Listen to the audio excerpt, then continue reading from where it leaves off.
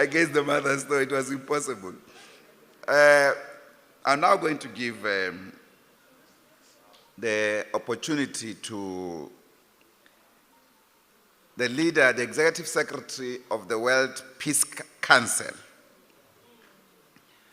a great friend of the working movement of the world, and a great friend of Cuba, a great friend of South Africa, a good friend of our former Deputy General Secretary, Comrade Chris Mahlaku.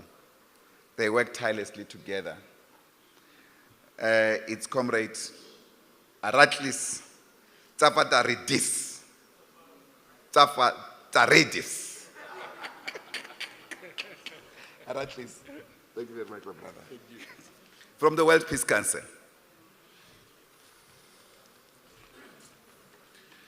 Distinguished comrades from the organizing committee of this conference, above all and first, the leaders of the ANC, under the leadership here of Comrade Nomvula Mokonyane, Comrade Soli Mapaila, General Secretary of the SSCP, and Mike Shagagi, Vice President of the COSATU. Dear comrades of the Cuban delegation of the ICAP and its President, Fernando González Yort.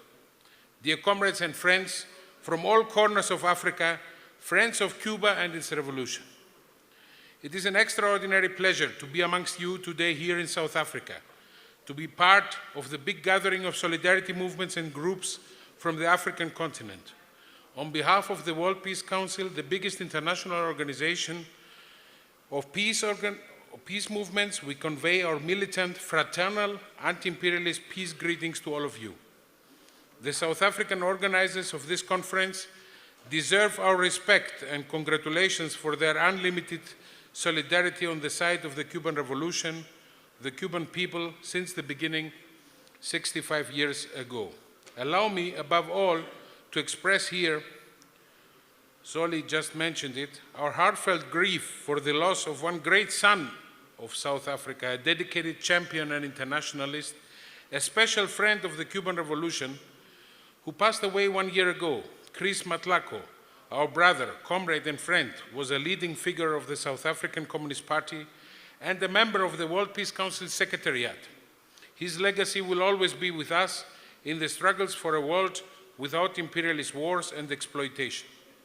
From our youth times, we had learned from our South African friends and comrades not only about the glorious struggles and sacrifices in the times of apartheid in order to achieve freedom and democracy in South Africa, but also the political and internationalist struggle hand in hand with other African peoples against their colonial oppressors.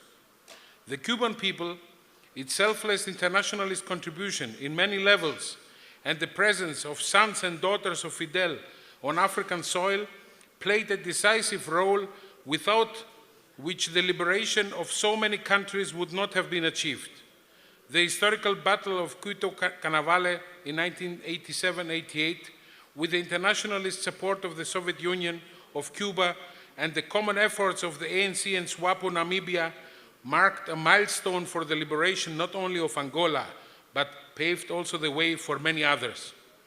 Having had the privilege to be part of the observer process of the first free elections in South Africa in 1994, which is almost 30 years ago, I learned that the freedom in political terms, which was achieved with the overwhelming victory of the ANC then, and with the abolition of the apartheid since then, will not bring complete democracy and social justice in a country unless also injustice, exploitation, and poverty will be abolished.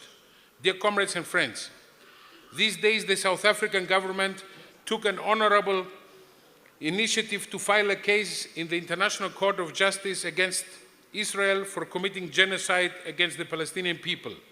We hail this initiative and appreciate it highly. It reflects not only the will and feelings of the South African people, but also the legacy of the founding President Nelson Mandela, who always underlined that South Africa's freedom will be always incomplete without the freedom of Palestine. From South Africa, we denounce the ongoing massacres of the Israeli occupation army committed for more than 100 days in the Palestinian Gaza Strip, the indiscriminately killing of almost 24,000 Palestinians, majority women and children, the destruction of houses, infrastructure, mosques, churches, hospitals, and schools. We appreciate likewise the strong stand and support of this initiative of South Africa by the revolutionary government of Cuba and its people. We condemn the support the United States of America and its allies are providing to the Israeli war machine with the pretext of Israel's right to self-defense.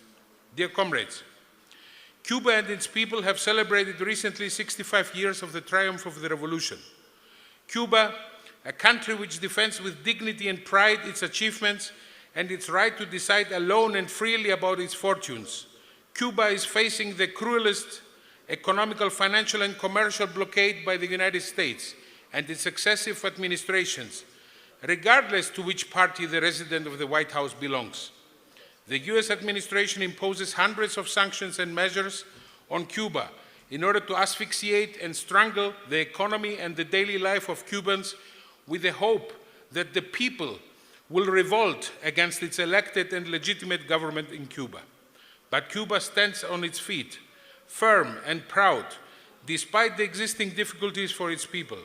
Cuba is championing in the field of internationalist and humanitarian aid with doctors, nurses, medicine, and vaccines, where others are sending bombs.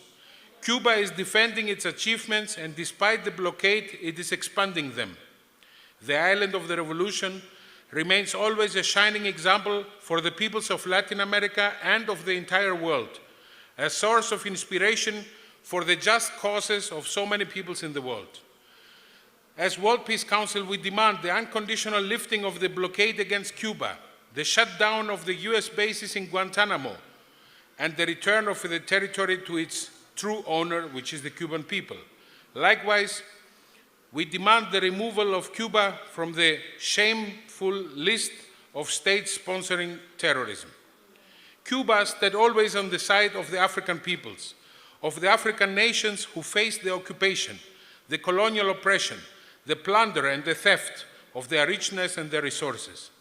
Being today in South Africa, we would never miss to mention and to highlight the last and almost forgotten case of colonialism in Africa, the case of the just cause of the Western Sahara. The people of Western Sahara, the Sahrawi Democratic Arab Republic, is facing since 50 years the brutal Moroccan occupation of its territories, the oppression and deprivation of its right to self-determination as provided by the UN resolutions. The World Peace Council stands in solidarity with the people of Western Sahara, with the Polisario Front, for its rights to its own state as a result of a free and fair referendum under the United Nations. We know and appreciate highly the firm and principled support of the Cuban Revolution also on this noble cause. Dear comrades, the World Peace Council is completing this year 75 years of struggle on the side of the poor and the oppressed. From South Africa, the symbol of African peoples, we call upon the organizations present to join efforts and voices with the World Peace Council, to come back to the great family of World Peace Council to which many of the organizations and political parties belonged in the past, and to work with us as we had the privilege and the honor in the beginning of the 1990s to have a South African comrade as president of the World Peace Council, Albertina Sisulu, a genuine leader of the ANC to whom we pay on this occasion our respect and recognition. Long live Cuba, long live Palestine, long live Western Sahara. A luta continua. Amandla!